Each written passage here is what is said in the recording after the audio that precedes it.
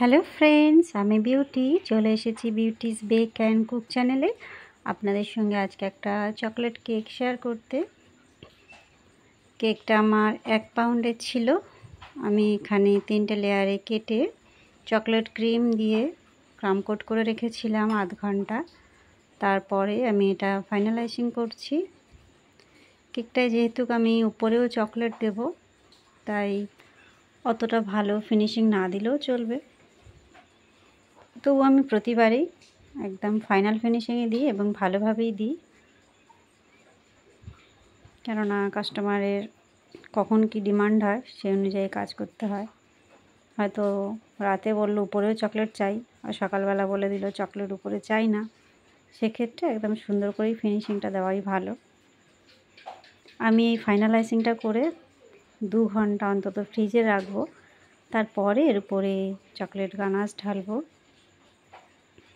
সবসময় চেষ্টা করবেন কেকটা যেন পুরোপুরি ঠান্ডা থাকে, কেননা চকলেট গানাশ একটু কুসুম গরম অবস্থায় দিতে হয়, তবেই ভালো মতো স্প্রেড করা যায়।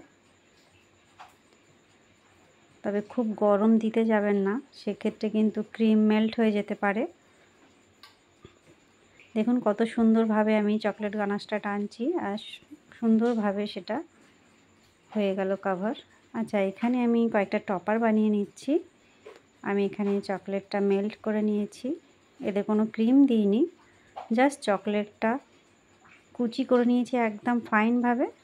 তারপরে ডাবল বয়লার মেথডে আমি ওটাকে মেল্ট করে নিয়েছি, কিংবা পাইপিং ব্যাগে নিয়ে হালকা গরম জলের উপরে ধরে রাখলেও এটা সুন্দরভাবে মেল্ট হয়ে যায়। আর এই যে এরকম সিট পাওয়া যায়, ওএইচপি সিট, এগুলো দোকানে কিনতে পাওয়া যায়, সেরকম কিনে নিতে পারেন, কিংবা কোনো কী বলবো মোটা প্লাস্টিক হলেও চলবে। জাস্ট এইগুলো দিয়ে একটু করে হাত দিয়ে টেনে দিচ্ছি, আর এটা কিছুক্ষণ বাইরে রাখলে বা ফ্রিজে যদি কয়েক সেকেন্ড রাখি তাহলে এটা সঙ্গে সঙ্গে সেট হয়ে যাবে। এগুলো আমি একটু গোল্ডেন ডাস্ট সেটা দিয়ে ব্রাশ করে নিয়েছি, আর এই একে একে বসিয়ে দিচ্ছি। টপারগুলো খুব সাবধানে বসাতে হয়, কেননা এগুলো ভীষণ পাতলা হয়, তবে যদি এগুলো ডাবল কোটিং করেন তাহলে খুব সিকিউর থাকে। আমি খুব সাবধানে কাজটা করছি। এবারে আমি নামটা লিখে নিচ্ছি, এখানে ক্রিম দিয়ে করছি, আর আমার এটা রাইটিং নজেল রয়েছে এর মধ্যে।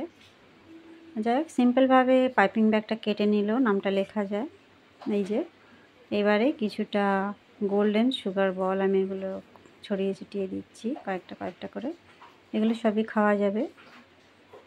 এই যে হলো আমার কেকের ফাইনাল লুক। বন্ধুরা, কেমন লাগলো? ভালো লাগলে বা একটু হেল্পফুল মনে হলে অবশ্যই একটা লাইক করবেন, চ্যানেলটা সাবস্ক্রাইব করে রাখবেন। আমার চ্যানেলে বিভিন্ন ধরনের কেক আছে, সেগুলো দেখতে পারেন। দেখা হবে নেক্সট ভিডিওয়।